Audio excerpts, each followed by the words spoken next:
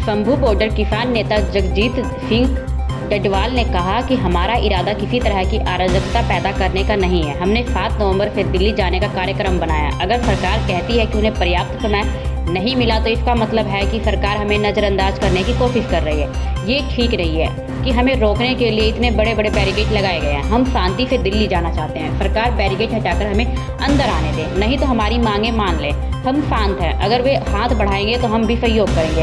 हमें धैर्य के साथ स्थिति को संभालना होगा। मैं युवाओं से अपील करता हूं कि वे नियंत्रण न खोएं। जैसे मेरे साहब ने बताया कि हमारी मंशा किसी तरह का भी अशांति पैदा करना हमारा निशाना नहीं है,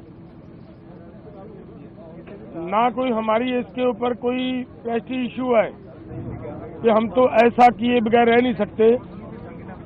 लेकिन बात ये है कि हमने दिल्ली जाने का प्रोग्राम बनाया। ये आज से नहीं बना, ये 7 नवंबर की हमने कॉल दे रखी है। 7 नवंबर से लेकर अगर आज सरकार ये कहे कि समय कम है हमारे पास, तो मुझे लग रहा है सरकार की ये टाल मटोल की नीति है। सरकार को ऐसा ना करते हुए देश के किसान मजदूर के पक्ष में फैसला लेना चाहिए। किसान देश का किसान है। देश के किसान ने देश को सेल्फ डिपेंड किया है, दिन रात मेहनतें की हैं। 7 लाख के करीब आज तक किसान सुसाइड कर चुका है।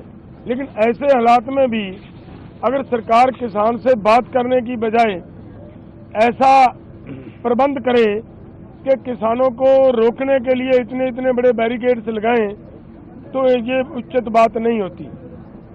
हमारा निवेदन है कि हम शांतिपूर्वक ढंग से दिल्ली जाना चाह रहे हैं।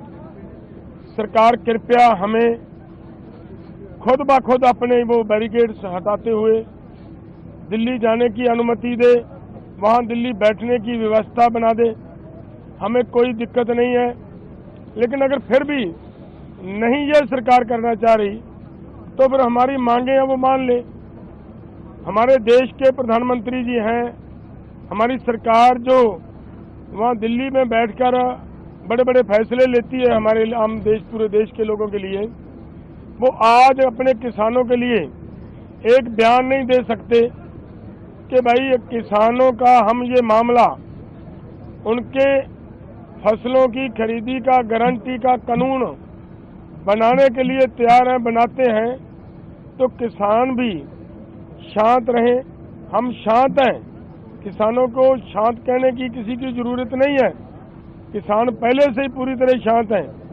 सिर्फ उनकी एक हाथ आगे बढ़ेगा तो किसान अपने आप 2 हाथ आगे बढ़ाता है। सो इसलिए मैं किसानों और नौजवानों को भी ये अपील करूंगा कि देखिए आज जिस तरह का माहौल है, सरकार जिस तरीके से अपनी जिद पे अड़ी हुई है, ऐसे हालात को बड़े दिमाग से, बड़ी समझदारी से हमें हैंडल करना होगा। कहीं ऐसा ना हो कि हम आपा खो बैठें